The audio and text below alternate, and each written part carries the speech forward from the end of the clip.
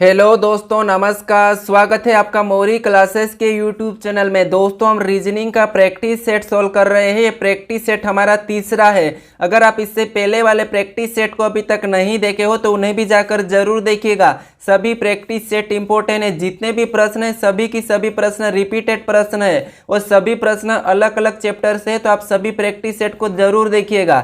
चलिए हम शुरू करते हैं प्रश्न 1 से। हमारा पहला प्रश्न कह रहा है कि प्रश्नवाचक चिन्ह के स्थान पर अनुपस्थित अंक ज्ञात कीजिए। यानी दोस्तों, प्रश्न कहने का मतलब ये है कि जो प्रश्नवाचक चिन्ह दिया है वहां पर कौन सी संख्या आएगी। जैसे यहाँ पर अगर प्रश्नवाचक चिन्ह दिया है तो हमें यहीं पर बताना है। अब दोस्तों देखिए, इस टाइप के प्रश्नों को जब भी सोल्व करते हैं तो क्या करते हैं कि जो प्रश्नवाचक चिन्ह दिया है उसी की जगह पर बाकी की संख्या कैसे लिखी गई। जैसे यहाँ पर 246 कैसे लिखा गया है और 551 कैसे लिखा गया है। जैसे यहाँ पर दोनों आकृति में यहाँ पर संख्या लिखी है, सेम तरीके से हम तीसरी आकृति में बता देंगे। तो चलिए हम पता करते हैं। अगर दोस्तों देखिए, यहाँ पर हम क्या कर सकते हैं, आपस की संख्या को या तो जोड़ सकते हैं या गुणा कर सकते हैं या फिर उसको घटा सकते हैं। तो चलिए मैं क्या करता हूँ, अगर जोड़ूंगा तो जोड़ने पर हमारे पास 551 नहीं होंगे क्योंकि संख्या 551 बड़ी है। तो देखिए, अगर हम यहाँ पर 8 और 3 का अंतर देखते हैं तो 8 और 3 का अंतर कितने का है, 5 का है। उसके बाद 6 और 1 का अंतर देखते हैं तो 6 और 1 का अंतर कितने का है, 5 का है। उसके बाद यहाँ पर 5 और 4 का अंतर देखते हैं तो यहाँ पर कितने का, 1 का है। यानी दोस्तों ये टोटल संख्या मिलके कितनी हुई, 551 हो गई और यहाँ पर 551 लिखा है। अब सेम तरीके से हम आगे वाली आकृति में चेक करेंगे। जैसे यहाँ पर 7 और 5 का अंतर देखेंगे तो 7 और 5 का अंतर कितने का है, 2 का है। उसके बाद 4 और 8 में अंतर देखेंगे तो यहाँ पर कितने का है, 4 का अंतर है। उसके बाद 3 और 9 में देखेंगे अंतर तो 3 और 9 का 6 का अंतर है। यानी दोस्तों ये संख्या कितनी हो गई, 246 हो गई और 246 भी यहाँ पर दिया है। तो हम क्या करेंगे, अब सेम तरीके से प्रश्नवाचक चिन्ह के स्थान पर संख्या बताएंगे। जैसे यहाँ पर अंतर पता करेंगे 8 और 2 का, तो 8 और 2 में कितने का अंतर है, 6 का अंतर है। उसके बाद 6 और 4 में अंतर देखेंगे तो यहाँ पर कितने का है, 2 का अंतर है। उसके बाद 3 और 1 में देखेंगे तो यहाँ पर भी 2 का अंतर है। यानी कि संख्या ये क्या बनी है, 622 बनी है। तो 622 यहाँ पर होगा। ठीक है, क्या होगा यहाँ पर, जैसे हमने यहाँ पर सेम तरीके से तीनों आकृति को बताया है तो हमारा कितना है, 622। तो ऑप्शन हमारा बी वाला सही होगा दोस्तों। ठीक है, क्या होगा, ऑप्शन बी। चलिए हम बढ़ते हैं प्रश्न 2 पे। अब दोस्तों आप सभी प्रश्नों को खुद से भी सोल्व करें, खुद से भी समझे कि प्रश्न क्या पूछा है। चलिए बढ़ते हैं प्रश्न 2 पे। दूसरे नंबर का प्रश्न हमें कह रहा है कि निम्नलिखित में से कौन से नीचे दिए गए संबंध को सर्वोत्तम ढंग से पूर्ण करेगा। यानी दोस्तों ये देखिए, ये प्रश्न क्या है, जैसे ए एफ आई का संबंध एम से है तो हमें ए बी ए का बताना है। अब देखिए दोस्तों, आप क्या करते हो, एक गलती कर लेते हो। जैसे यहाँ पर क्या करते हो, इसका संबंध इससे पता कर लेते हो और इसका संबंध इससे बता देते हो। तो ऐसे में प्रश्न गलत हो जाते हैं। कभी भी परीक्षा में ये वाली गलती कभी भी मत करना। ठीक है, आप चाहो तो पुराने पेपर में प्रश्नों को उठा के देख लेना, कभी भी यहाँ से इसका संबंध कभी भी यहाँ से नहीं बताया गया है। ठीक है, किसी भी पेपर में यहाँ से संबंध नहीं बताया क्योंकि मुझे पता है। अब देखिए इसका मतलब बताता हूँ मैं। जैसे ये जो हमारे पास बिंदी है तो इसमें आपस में जैसे इसका संबंध और इसका संबंध है तो ये बिंदी दर्शाती है। ठीक है, उसके बाद यहाँ पर 2 बिंदी एक साथ है, इसका मतलब होता है कि समानुपात। अब समानुपात का मतलब जैसे ये संख्या लिखी है आपस में, हमें यहाँ पर भी आपस में बताना है। ठीक है, तो इसीलिए यहाँ पर प्रश्नवाचक चिन्ह दिया है। या तो आपको प्रश्नवाचक चिन्ह यहाँ पर भी मिल सकता है। ठीक है, लेकिन आपको कभी भी यहाँ से यहाँ का रिलेशन कभी नहीं बताना है, याद रख लेना आप। ठीक है, तो चलिए हमें क्या करना है, सबसे पहले शब्दों का सेकेंड से संबंध बताना है। तो चलिए हम समझते हैं कि यहाँ पर इसने ए एफ आई को एम कैसे लिखा है। तो देखिए ए हमारा कितने नंबर पे, 1 नंबर पे आता है। उसके बाद एफ हमारा कितने नंबर पे, तो एफ हमारा 6 नंबर पे आता है। आई कितने नंबर पे, तो आई हमारा 9 नंबर पे आता है। अब संख्या को अब इस संख्या को ध्यान से देखेंगे तो ये संख्या क्या है, 13 का वर्ग है। ठीक है, क्या है, 13 का वर्ग है संख्या 169। यानी 13 नंबर पे क्या आता है, एम आता है और यहाँ पर एम दिया है। ठीक है, तो हम क्या करेंगे, आगे वाले शब्दों को भी ऐसे ही करेंगे। जैसे ए हमारा कितने नंबर पे, 1 नंबर पे आता है। बी कितने नंबर पे, बी 2 नंबर पे आता है। ठीक है, उसके बाद ए कितने नंबर पे, ए 1 नंबर पे। ठीक है, अब देखिए ये संख्या हमारी क्या बनी, 121। अब दोस्तों ये 121 किसका वर्ग है। ठीक है, 121 किसका वर्ग है ये हमें पता होना चाहिए। तो 121 हमारा किसका है, तो 11 का वर्ग है। अब दोस्तों 11 का वर्ग है और 11 नंबर पे कौन सा लेटर आता है, तो 11 नंबर पे के आता है, यानी कि इस प्रश्न का सही जवाब क्या होगा, के होगा। ऑप्शन में देखेंगे तो ऑप्शन हमारे ए में दिया है, तो ऑप्शन ए वाला हमारा सही जवाब हो जाएगा। चलिए हम बढ़ते हैं प्रश्न 3 पे, आप सभी प्रश्नों को सोल्व करें, ठीक है। चलिए हमारा तीसरा प्रश्न कह रहा है कि यहाँ पर 1 सितंबर 2020 को कौन सा दिन होगा, यानी दोस्तों ये कैलेंडर का प्रश्न है। तो देखिए हमें इसमें कैसे सोल्व करना है, यहाँ पर लास्ट की 2 डिजिट लेना है, लास्ट की 2 डिजिट यानी कि 20 को लिया है, ठीक है। हमने 20 को ले लिया है, उसके बाद 20 को लेने के बाद क्या करेंगे, ये हमने 20 को लिया है, 20 को लेने के बाद प्लस का चिन्ह लगा के यहाँ पर भाग दे देंगे, तो 4 पंजे 20, ठीक है, 4 से भाग देना है, कितनी बार में, 5 बार में गया है। उसके बाद यहाँ पर हम तारीख लिखेंगे, जैसे तारीख दी है 1 तारीख, उसके बाद और भी प्लस का चिन्ह लगाएंगे। उसके बाद देखिए सितंबर का कोड होता है 6 और 2000 यानी कि 2000 शताब्दी का कोड होता है 6। ऐसा लिखने के बाद इसे क्या करना, सभी को जोड़ के 7 से भाग दे देना है। तो देखिए अब सभी को जोड़ेंगे तो 20 और 5 25, 25 और 1 26, 26 और 6 32, 32 और 6 38, यानी कि सभी को जोड़ने पर कितने हो गए, 38 हो गए, ठीक है। और 38 को क्या करेंगे, 7 से भाग देंगे, तो 7 पंजे कितना होता, 35। यहाँ पर शेष कितना बचा, तो शेष हमारा 2 बचा है, सॉरी 3 बचा है, ठीक है, 3 हमारा क्या बचा है, शेष बचा है। तो देखिए 1 नंबर पे रविवार आता है, 2 नंबर पे सोमवार और 3 नंबर पे मंगलवार, 4 नंबर पे बुधवार, ठीक है। ऐसा ही 6 तक जाना है और 0 पे मंगलवार, 0 पे शनिवार, ठीक है। तो देखिए 1 नंबर पे क्या आता है, रविवार, 2 नंबर पे मंगलवार, 3 नंबर पे 2 नंबर पे सोमवार, 3 नंबर पे मंगलवार, ठीक है। तो हमारा 3 आया था शेष, तो मंगलवार सही जवाब हो जाएगा। मंगलवार ऑप्शन में देखेंगे तो ऑप्शन हमारे पहले में दिया है, तो ऑप्शन पहला वाला ए हमारा सही होगा। अगर दोस्तों आपको इसका कोड सहित पूरा वीडियो चाहिए तो मुझे कमेंट करके बताइए कि आपको कैलेंडर पढ़ना है, ठीक है। चलिए हम बढ़ते हैं प्रश्न 4 पे। हमारा प्रश्न चौथा दिया है कि उपरोक्त आकृति में कितने आयत है, ठीक है। यानी दोस्तों हमारे पास ये आकृति है, तो यहाँ पर कितने आयत है ये ज्ञात करना है। तो आयत का आपको पता होगा कि हम क्या करते हैं, एक एक करके काउंट करते हैं, फिर हम 2-2 करके, फिर 4-4 करके या 3-3 करके ऐसे काउंट करते हैं। लेकिन दोस्तों यहाँ पर एक तरीका है, आपको वैसे काउंट नहीं करना है। देखिए मैं आपको बता रहा हूँ, जैसे एक लाइन ये वाली है तो यहाँ पर 1 लिखेंगे, फिर यहाँ पर एक ये है तो यहाँ पर 2 लिखेंगे, फिर ये है तो यहाँ पर 3 लिखेंगे, उसके बाद ये है तो यहाँ पर 4 लिखेंगे, ठीक है। सेम तरीके से ऊपर भी लिख लेंगे, एक ये है तो हम यहाँ पर 1 लिखेंगे, एक ये है तो हम यहाँ पर 2 लिखेंगे, एक ये है तो हम यहाँ पर 3 लिखेंगे, एक ये है तो हम 4 लिखेंगे, ठीक है। ऐसा लिखने के बाद आपको क्या करना है, यहाँ पर सभी संख्या को जोड़ लेना है। जैसे हम इसे प्लस कर लेंगे और इन्हें भी प्लस कर लेंगे, तो इधर प्लस करने पर टोटल कितने हो जाएंगे, 10, और यहाँ पर भी प्लस करने पर 10 हो जाएंगे। अब क्या करेंगे, जो संख्या जोड़ने पर आई है, ठीक है, उन संख्या को आपस में क्या करना, गुणा कर लेना। जैसे 10 में 10 का गुणा करेंगे तो कितना हो जाएगा, 100 हो जाएगा। यानी कि हमारे पास इस आकृति में टोटल कितने आयत है, तो 100 आयत है, ठीक है। कितने, 100, तो 100 हमारे ऑप्शन डी में दिया है, तो ऑप्शन डी वाला हमारा सही जवाब हो जाएगा। तो ये तरीका आप नोट कर लीजिएगा। चलिए हम बढ़ते हैं प्रश्न 5 पे। प्रश्न हमारा 5वां दिया है। प्रश्न कहा है कि नीचे दिए गए, ठीक है, नीचे दिए 4 विकल्पों में से 3 किसी विशेष तरीके से संबंधित है, उस विकल्प का चयन करें जो दूसरों से भिन्न या बेलम है। यानी दोस्तों हमें क्या दिया है, 4 विकल्प दिया है, और 4 विकल्प में से 3 विकल्प ऐसे हैं जो एक जैसे है, लेकिन एक विकल्प अलग है, तो हमें उसी अलग विकल्प का चयन करना है। दोस्तों एक प्रश्न आपको हर एग्जाम में देखने को मिलेगा विषम से, ठीक है।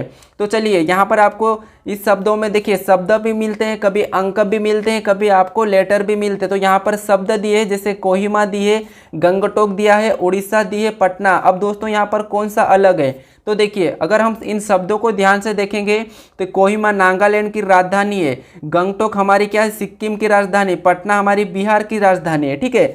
लेकिन ओडिशा खुद एक राज्य है और इसकी राजधानी भुवनेश्वर है, ठीक है। क्या है, ओडिशा की राजधानी भुवनेश्वर है, ओडिशा एक खुद राज्य है, लेकिन बाकी जो लिखा है यहाँ पर कोहिमा नागालैंड की राजधानी है।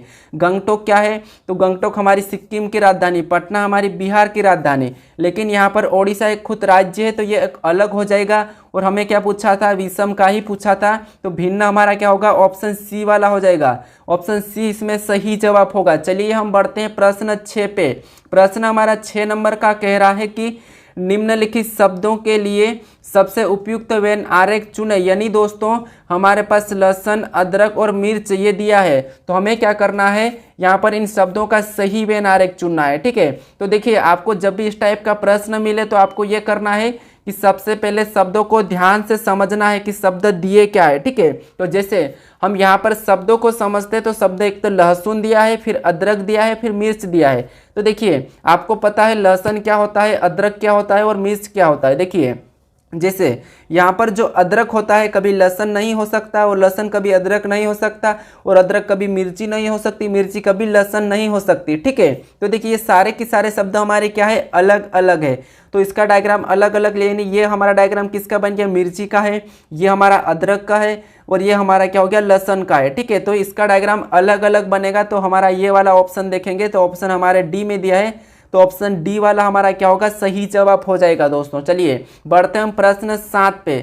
7वें नंबर का प्रश्न हमें दिया है कि प्रश्न कह रहा है कि उस शब्द का चयन करें जो तीसरे शब्द से उसी तरह संबंधित है जिस तरह दूसरा शब्द पहले शब्द से। ठीक है, तो देखिए जैसे यहाँ पर मैंने अभी भी पहले भी बताया था कि आपको इसका यहाँ से संबंध कभी नहीं बताना है। अगर आपको कोई यूट्यूब बता रहा भी है, कोई यूट्यूबर आपको यहाँ पर बता भी रहा है तो आप वहाँ पर अवॉइड कर देना। ठीक है, क्योंकि आप हमारे जितने भी जो पुराने पेपर है वहाँ पर जाकर देखोगे तो आपको कभी भी इसका संबंध यहाँ से कभी नहीं मिलेगा। ठीक है, तो ये याद रख लेना। चलिए तो जैसे क्या यहाँ पर प्रश्न भी कहा है कि यहाँ पर उस शब्द का चयन करें जो तीसरे शब्द से उसी तरह संबंधित है जिस तरह दूसरा शब्द पहले संबंध से। जैसे दोस्तों हॉकी का संबंध मैदान है। ठीक है, तो हमें यहाँ पर बैडमिंटन का बताना है। अब दोस्तों देखिए अगर हम इस शब्दों को ध्यान से देखेंगे तो हॉकी एक खेल होता है। ठीक है, और इसे कहाँ पर खेलते हैं, मैदान में खेलते हैं। तो यहाँ पर मैदान दिया है, यानी अब हमारा आगे वाला क्या दिया है, बैडमिंटन। अब बैडमिंटन हमें ये पता होना चाहिए कि बैडमिंटन कहाँ पर खेलते हैं। तो बैडमिंटन को हम कहाँ पर खेलते हैं, देखिए अखाड़ा में तो कुश्ती होती है, स्टेडियम में कुछ क्रिकेट वगैरह होता है, पिच पर भी नहीं खेलते हैं। हमारा ऑप्शन क्या होगा, ऑप्शन हमारा डी वाला हो जाएगा, यानी कि बैडमिंटन को हम कोर्ट में खेलते हैं। ठीक है, कोर्ट मतलब वो वाला कोर्ट नहीं, इसका एक स्टेडियम ही होता है। ठीक है, तो हमारा यहाँ पर ऑप्शन डी वाला सही होगा, यानी कि इस प्रश्नवाचक चिन्ह के स्थान पर कोर्ट आएगा। ठीक है, तो बैडमिंटन को कहाँ पर खेलते हैं, कोर्ट में। चलिए हम बढ़ते हैं प्रश्न 8 पे। 8वें नंबर का प्रश्न हमें दिया है। प्रश्न का है कि यदि किसी कूट भाषा में LIQUID को PMUM यहाँ पर H लिखा जाता है तो उस कूट भाषा में SPACE को किस प्रकार लिखा जाएगा, ये प्रश्न पूछा है। अब दोस्तों देखिए कोडिंग डिकोडिंग का भी हर पेपर में 2 प्रश्न पूछे जाते हैं। तो हमें क्या करना होता है कि देखिए प्रश्न पहले से ही इसका संबंध इससे लिखा है, तो हमें इसका पता करके हम क्या करना है, फिर इसका बताना है। तो चलिए सबसे पहले पता करो कि यहाँ पर इसने LIQUID को PMUYMH कैसे लिखा है। ठीक है, तो देखिए क्या कर सकते हैं हम, सबसे पहले यहाँ पर जैसे L से यहाँ पर क्या लिखा है, P लिखा है, यानी दोस्तों यहाँ पर L 12 नंबर पे आता है, P 16 नंबर पे आता है, तो यहाँ पर 4 जोड़ा गया है। ठीक है, उसके बाद यहाँ पर I के बाद M लिखा है, यानी I आता है 9 नंबर पे और वहाँ पर M लिखा है और M आता है 13 नंबर पे, तो यहाँ पर भी 4 प्लस हुआ है। Q आता है 17 पे और U आता है 21 पे, यहाँ पर भी 4 प्लस हुआ है। फिर U आता है 21 पे, Y आता है 25 पे, यहाँ पर भी 4 प्लस हुआ है। यहाँ पर I आता है 9 पे, M आता है 13 पर, यहाँ पर भी 4 प्लस हुआ है। D आता है 4 पे, H आता है 8 पे, यहाँ पर भी 4 प्लस हुआ है, यानी कि सभी लेटर में 4 4 4 4 प्लस हुआ है। तो हम भी क्या करेंगे, सभी में 4 4 प्लस करेंगे। जैसे S आता है 19 पे, 4 प्लस करेंगे तो 23 हो जाएंगे, 23 नंबर पे W आता है। ठीक है, उसके बाद P 16 पे आता है, 4 प्लस करेंगे तो 20 हो जाएंगे, 20 नंबर पे T आता है। उसके बाद A 1 नंबर पे आता है, 4 प्लस करेंगे तो कितने हो जाएंगे, 5 हो जाएंगे। और 5 नंबर पे क्या आता है, देखिए 5 नंबर पे क्या आता है, तो 5 नंबर पे हमारा E आता है, तो यहाँ पर E हो जाएगा। उसके बाद C 3 नंबर पे आता है, यहाँ पर भी 4 प्लस करेंगे तो 7 हो जाएंगे और 7 नंबर पे G आता है। फिर यहाँ पर E दिया है, E हमारा 5 नंबर पे आता है और यहाँ पर भी 4 प्लस करेंगे तो क्या हो जाएगा, I हो जाएगा। अब दोस्तों हम ऑप्शन में देखेंगे कि यहाँ पर ऑप्शन हमारा WTGI कहाँ पर है, तो हमारा ऑप्शन बी में है WTEGI, तो ऑप्शन हमारा बी वाला सही हो जाएगा। चलिए हम बढ़ते हैं प्रश्न 9 पे। हमारा 9वें नंबर का प्रश्न कह रहा है कि यहाँ पर एक तस्वीर को इंगित करते हुए जॉन कहता है कि वह मेरे बेटी की माँ की बहन है। तस्वीर की तस्वीर के व्यक्ति का जॉन से क्या संबंध है। यानी दोस्तों देखिए ब्लड रिलेशन का क्वेश्चन है, यहाँ पर क्या करना है आपको, देखिए मैं तरीका बताता हूँ आपको, हमेशा प्रश्न कभी भी गलत नहीं होगा। आपको हमेशा क्या करना है, खुद को लेना है, ठीक है। अब देखिए मेरे साथ सोल्व करने का कोशिश करें, आप खुद को ले लीजिए। जैसे प्रश्न क्या कहा है कि एक तस्वीर की ओर इंगित करते हुए जॉन कहता है। यानी दोस्तों जैसे हम किसी तस्वीर की ओर इशारा कर रहे हैं, ठीक है, हम यहाँ पर जॉन मतलब हम ही है, ठीक है, हम अपन खुद को ले लेते हैं। अब दोस्तों हम क्या कर रहे हैं, एक तस्वीर की ओर क्या करते हैं, इशारा करते हैं और कहते हैं कि एक हम क्या कहते हैं कि वहाँ मेरे बेटे की माँ, ठीक है। यानी दोस्तों ये कब यहाँ पर हम है, ठीक है, ये कौन है, तो ये हम है। अब देखिए हम क्या कह रहे हैं कि वहाँ ये जो तस्वीर वाला है ये क्या है, मेरे बेटे की माँ। यानी दोस्तों देखिए ये मैं हूँ, ठीक है, ये वाला मैं हूँ और मेरे बेटे मतलब नीचे आ जाएगा और मेरे बेटे की माँ मतलब यहाँ पर हो जाएगी मेरे बेटे की माँ, ठीक है, ये मेरे बेटे की माँ। उसके बाद आगे क्या कहा है, मेरे बेटे की माँ की बहन। यानी दोस्तों इसकी क्या हो जाएगी, बहन हो जाएगी। यानी कि मेरे बेटे की माँ की बहन, ठीक है। तस्वीर से व्यक्ति का जॉन से क्या संबंध है, तस्वीर के व्यक्ति का जॉन से क्या संबंध है। यानी दोस्तों देखिए सबसे पहले अपना बेटा और अपने बेटे की माँ मतलब अपनी पत्नी, ठीक है, अपनी पत्नी और अपनी पत्नी की बहन अपनी क्या लगती है, तो अपनी क्या लगती है, साली लगती है, ठीक है। तो इसीलिए ऑप्शन हमारा क्या होगा, यहाँ पर डी वाला हो जाएगा। आपको समझ में आ चुका होगा, ठीक है। तो हमेशा आप खुद को लेना है। चलिए हम बढ़ते हैं प्रश्न 10 पे। प्रश्न हमारा 10वां दिया है कि दी गई समरूपता के आधार पर दिए गए विकल्पों में से नहीं दिया गया युग्म ज्ञात करें। यानी दोस्तों यहाँ पर प्रश्न कह रहा है कि नहीं दिया गया युग्म ज्ञात करें। तो सबसे पहले हम यहाँ पर युग्मों को देखेंगे। तो देखिए यहाँ पर 3 का वर्ग करेंगे तो कितना होता है, 9। उसके बाद देखिए 3 का वर्ग कितना होता है, 9 होता है। उसके बाद 2 का वर्ग कितना होता है, 4 होता है, ठीक है। और इन दोनों को प्लस करेंगे तो यहाँ पर 13 लिखा है, ठीक है। तो सेम इसके तरह का युग्म हमें पता करना है जो नहीं है। देखिए तो देखिए क्या करेंगे, सबसे पहले यहाँ पर इसका 5 का वर्ग करेंगे तो 5 का वर्ग 25 और 1 का वर्ग 1 ही होता है। तो यहाँ पर दोनों को जोड़ेंगे तो 26 होते हैं, यानी कि यहाँ पर 36 दिया है, तो ये तो नहीं हो रहा है। उसके बाद दूसरा दिया यहाँ पर 8 और 8 का वर्ग क्या दिया है, तो 8 का वर्ग 64 होता है और 3 का वर्ग 9 होता है। और दोनों को जोड़ेंगे तो यहाँ पर भी क्या है, 121 दिया है, तो यहाँ पर भी नहीं होगा, ठीक है। अब उसके बाद क्या करेंगे, यहाँ पर दोस्तों देखिए यहाँ पर भी 7 का वर्ग करेंगे 49 और 1 का वर्ग होता है 1 ही होता है, तो यहाँ पर भी 81 नहीं हो रहा है। उसके बाद देखिए यहाँ पर 4 का वर्ग कितना होता है, 16 होता है। और 7 का वर्ग कितना होता है, तो 7 का वर्ग 49 होता है, ठीक है। अब इन दोनों को जोड़ेंगे तो कितने हो जाएंगे, 65 हो जाएंगे। यानी दोस्तों यहाँ पर 65 दिया है, तो इसीलिए हमारा ऑप्शन डी होगा। देखिए यहाँ पर प्रश्न नहीं पूछा था लेकिन हमें हाँ वाला कर लेना, ठीक है। क्या पूछा था, नहीं पूछा था लेकिन हाँ वाला। अब देखिए यहाँ पर जैसे हमने इस समूह का पता किया तो यहाँ पर तो वाला समूह नहीं मैच हुआ, ऑप्शन बी में भी वो मैच नहीं हुआ, ऑप्शन सी में भी नहीं हुआ, लेकिन ऑप्शन डी में मैच हुआ है, तो ऑप्शन डी वाला हमारा क्या हो जाएगा, सही जवाब हो जाएगा। चलिए हम बढ़ते हैं प्रश्न 11 पे।